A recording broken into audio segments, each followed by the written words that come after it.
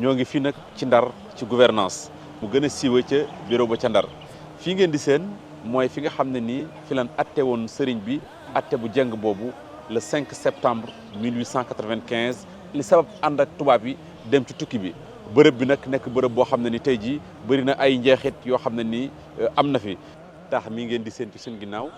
mooy taax mi nga xam ne mooy taaxum gouverneur waaye ci ginnaaw tuuti bu ñu demaatee ci 1895 sëriñ bi ni ñu ko waxee léegi rek atte bu jeng ba ko tubaab yi atte woon ba sabab mu dem ci géej gi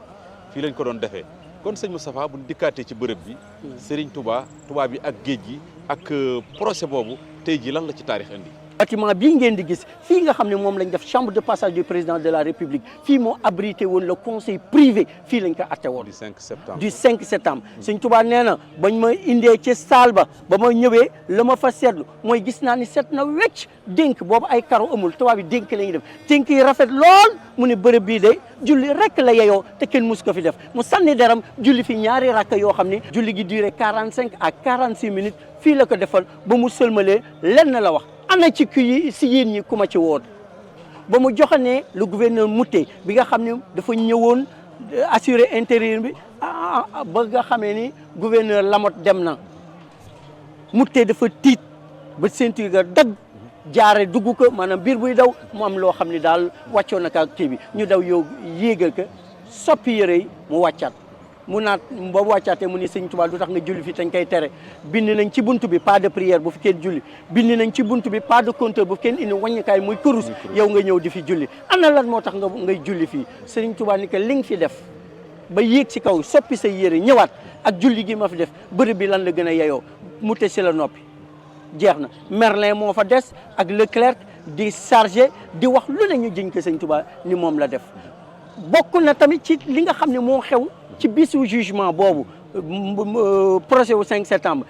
liñ naan tribunal kenn du fa sol mbaxane fii la mbaxane doone benn la ñuy wax dañ ne Serigne Touba sa kaala gi poqi ka mu ni pat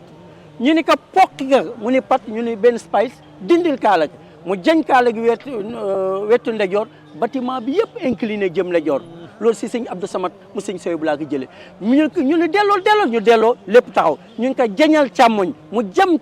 càmmoñ bâtiment bi incliné jëm càmmoñ vitre yi di toj ñun ko dellool ñu benn seen procès verbal fu ngeen ko mën di yóbbu bu ko kenn laal booba il y a quelque chose kon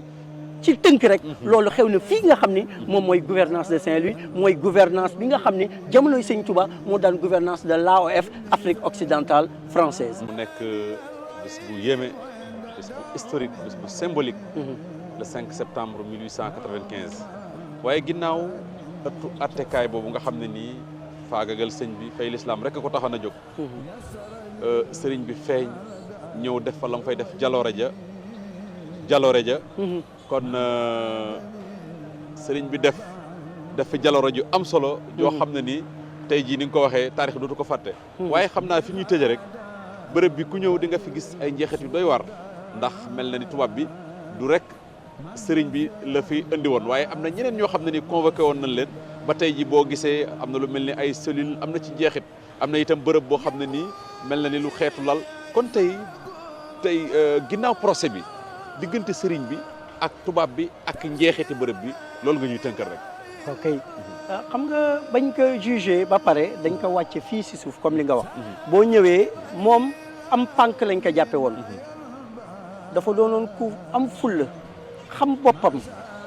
xam wàccuwaayam tubaab yi ku ne jéem nañ la toroxal réussir ko ñoom nag dañ ko ber ndax xàmmee nañ ko ràññee nañ ko bañ ko beree moo tax ñu indi que cellule numéro 4 bi moom képp lañ fi dencoon gis nga boo duggee ci cellule bi lal bi pant la maanaam boo ci bëggoon a tëdd sax di noppalu da ngay daanu Sëñ Bamba nag daa talul woon nooflaay parce que buntub liggéeyam la nekkoon te kuy songu liggéey bu mel ni bi mu songu ak wàccaay yam ko waajal ak laytaay yam ko lalal xam na ni talul tëdd moo tax foofee fa la njëkk a daanu xeetu volontaire ba ñu fatt ka fattin goo xam ni boo fa nekkee tàngoor yi dina la jàpp goo xam ni boo dee ku woyof dina la lor waaye Sëñ Bamba waajaloon na boppam waaye boo génnee cellule biñ ko defoon nga xool yeneen cellules yi yeneen ñi nga xam ne xawoon nañu am tuuti lu ñuy bañ téyewoon nañ leen fa waaye ñoom ñëpp ñenn ñi rey nañ leen ñenn ñi di yóbbu nañ leen kenn gisatu leen képp ku nekkoon Sénégal jamono yooyu